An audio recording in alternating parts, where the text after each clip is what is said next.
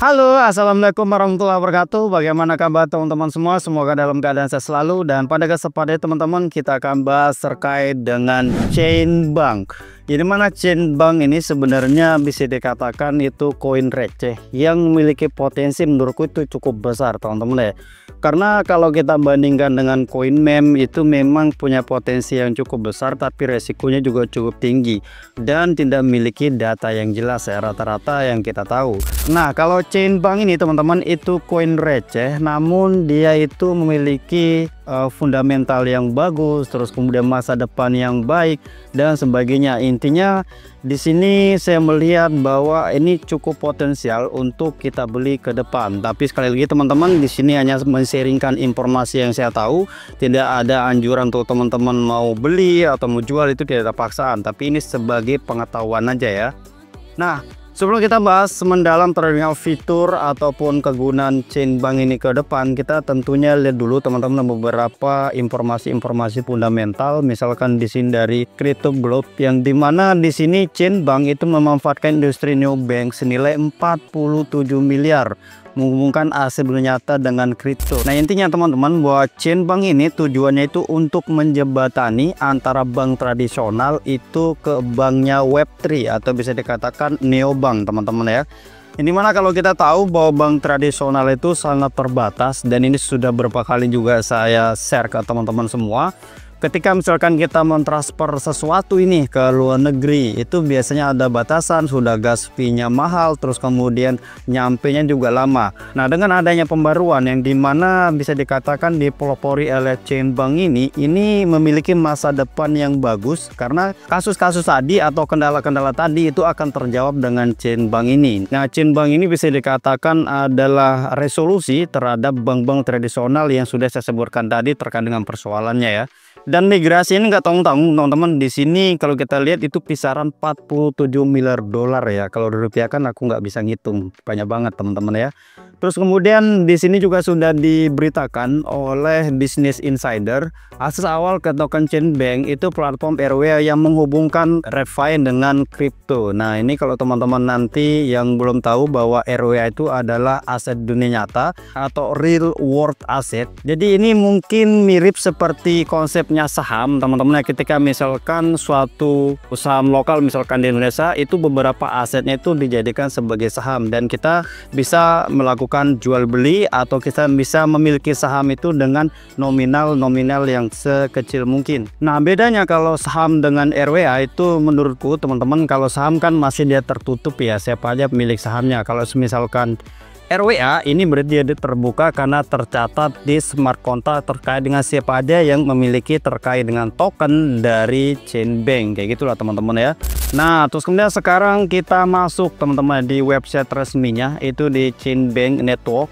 Nah, ini nanti teman-teman bisa melakukan pembelian, tapi sebelum itu saya akan jelaskan dulu sedetail mungkin ya.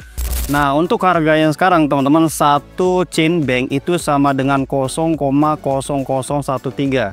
Ini sepertinya sudah putaran kedua teman-teman ya, karena kalau sebelumnya itu masih lebih murah ya dibanding dengan yang sekarang. Tapi ini juga masih murah banget menurutku, karena ini kisaran 15 rupiah ya, 15 rupiah hingga 20 rupiah, jadi masih murah banget. Nah, kita bisa perhatikan di sini teman-teman bahwa untuk chain bank ini dia sudah bisa dikatakan bekerjasama dengan SEPA, Apple Pay, terus kemudian Google Pay, terus kemudian di sini ada Solana, ada Visa, ada Mastercard, terus kemudian Swift. Ini bisa dikatakan teman-teman bahwa kerjasamanya ini nggak main-main ya, dan ini sudah mendunia semua teman-teman ya. Jadi chain bank ini bisa dikatakan adalah revolusi dari Web3 ya. Nah, terus kemudian kita juga bisa mempelajari di sini teman-teman terkait dengan roadmap-nya. Nah, kalau kita klik di bagian roadmap-nya, di sini ada kuartal 3. Ini dimulai dari kuartal 3, yaitu sudah terbentuk tim, terus kemudian di sini juga sudah terbentuk terkait dengan desain space-nya, Terus kemudian di sini regulasinya juga sudah selesai. Nah, sekarang berarti kita masuk di kuartal 4 ya. Hari ini kan masih Desember ya, berarti masih masuk di kuartal 4. Ini mana untuk Chain Bank token pre-sale ini sedang berlangsung. Terus kemudian sini ada affiliate program. Terus kemudian di sini ada smart contract audit, ini juga sudah selesai. Nah, jadi bisa dikatakan ini 60%-nya itu sudah selesai ya teman-teman ya. Terus ke depan nanti di kuartal 1 tahun 2025 itu nanti ada MVP aplikasi, terus kemudian ada loyalty program. Dan teman-teman bisa perhatikan kalau scroll lagi ke bawah di sini nanti ada virtual card. Nah, ini juga nanti kita bisa mendapatkan card ya atau ATM tapi dalam bentuk virtual.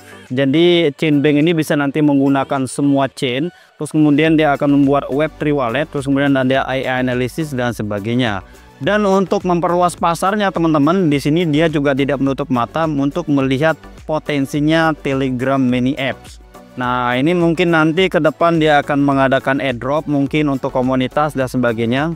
Kurang paham, tapi ini adalah suatu hal yang luar biasa menurutku karena semakin banyak nanti komunitasnya tentunya koin ini atau token ini akan memiliki jangkauan yang lebih luas tentunya teman-teman ya. Nah, terus kemudian terkait dengan white papernya. Nah, biasanya kalau kita bahas koin-koin receh itu teman-teman jarang kita menemukan data sedetail ini teman-teman ya. Nah, di sini kita bisa klik di bagian tekonomiknya dan teman-teman bisa perhatikan di sini untuk pembagian juga detail banget untuk early investor dan pre-sale. Nah, jadi kita masuk dalam bagiannya investor teman-teman ketika kita terlibat dalam pre-sale. Ini mana untuk alokasi pre-sale atau investor ini teman-teman hanya 30%. Jadi nggak semuanya itu dalam masuk presale teman-teman. Jadi kalau sudah habis 30% ini maka presale-nya itu akan tutup. Terus kemudian untuk TG-nya itu akan dibuka hanya 5% untuk yang pertama teman-teman dari 30% ini. Nah, terus kemudian kita bisa menjual semuanya itu setelah 1 bulan dari TGE. Nah, teman-teman bisa juga melakukan vesting itu kurang lebih sekitar 8 bulan. Nah, terus kemudian di sini ada core team dan advisor, dia akan mendapatkan itu sekitar 15%. Adapun teman-teman di sini untuk TGE itu dia tidak dapat sama sekali. Jadi walaupun dia punya token nanti di saat TGE dia tidak bisa jual, intinya kayak gitu teman-teman ya. Dan dia akan bisa jual itu setelah 3 bulan dari TGE. Nah, terus kemudian di sini untuk vestingnya itu sekitar 24 bulan ya atau sekitar 2 tahun teman-teman ya. Nah, terus kemudian untuk LP-nya teman-teman alokasinya itu sekitar 10% atau sekitar 750 juta. Nah, memang kalau kita balik teman-teman bahwa untuk total supply-nya ini nggak banyak, itu cuman 7,5 M teman-teman. Jadi nggak banyak banget untuk total supply-nya. Nah, makanya kalau dibagi-bagi gini itu sedikit. Misalkan di sini 10%, berarti hanya 750 juta teman-teman ya. Nah, ini TGE-nya tuh di unlock sekitar 50% teman-teman karena memang ini dibutuhkan untuk liquidity di pasar ya teman-teman ya. Terus kemudian 50% berikutnya itu nanti akan dibuka sekitar 6 bulan untuk menjaga likuidasinya ya. Nah, terus kemudian di sini untuk komunitas insentif itu sekitar 25% ya.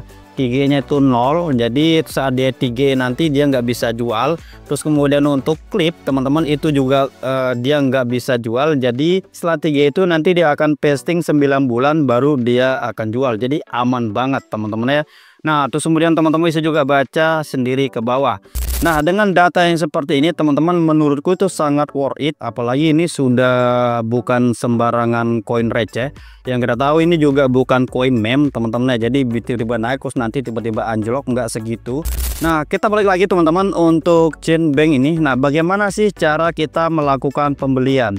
Nah, teman-teman bisa di sini get Chain Bank atau bisa klik di sini juga Chain Bank. Nah, untuk teman-teman yang mau melakukan pembelian, nah teman-teman bisa hubungkan dompet di sini. Di sini dia bisa menggunakan dompetnya OKX, terus kemudian Semanggi, Torus, terus dia juga dompet Coinbase ya. Dan ini kayaknya Phantom juga bisa sepertinya teman-teman ya. Nah, di sini saya contohkan aja menggunakan dompet OKX. Di sini kita bisa hubungkan. Nah, di sini saya sudah hubungkan teman-teman dompet dari OKX ya. Dan di sini dia bisa menggunakan Solana, bisa juga menggunakan Ethereum teman-teman ya.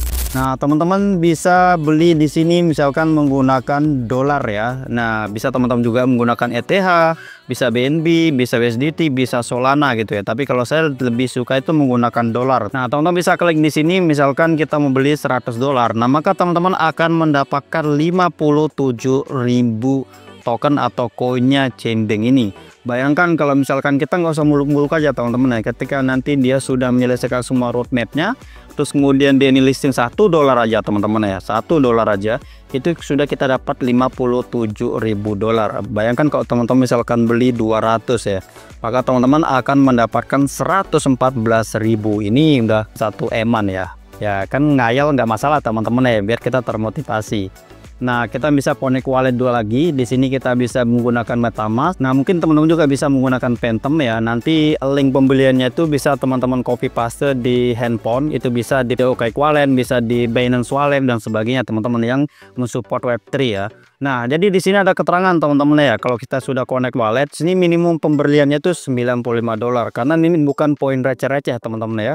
Nah, nanti kalau teman-teman misalkan beli $100 kayak gini, tinggal approve ya, tinggal approve. Itu nanti akan masuk ke wallet. Nah, contoh misalkan teman-teman kalau sudah beli, nanti dia akan masuk ke sini teman-teman ya. Nah, ini tadi sudah saya beli sebelum bikin video teman-teman, itu sekitar $100 dan saya dapat token atau koin itu sekitar 58.000 teman-teman ya.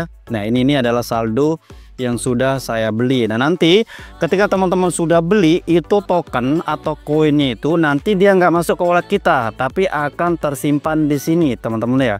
Dan dia akan masuk ke wallet kita nanti itu setelah listing gitu teman-teman. Jadi sebelum listing ya dia akan tersimpan di sini. Nah, di sini misalkan saya contohkan langsung menggunakan USDT cara belinya, terus kemudian kita klik max saja karena memang saldo saya hanya $200 tadi. $100 itu sudah saya pakai di depan, terus kemudian sisanya itu $103 ini ya.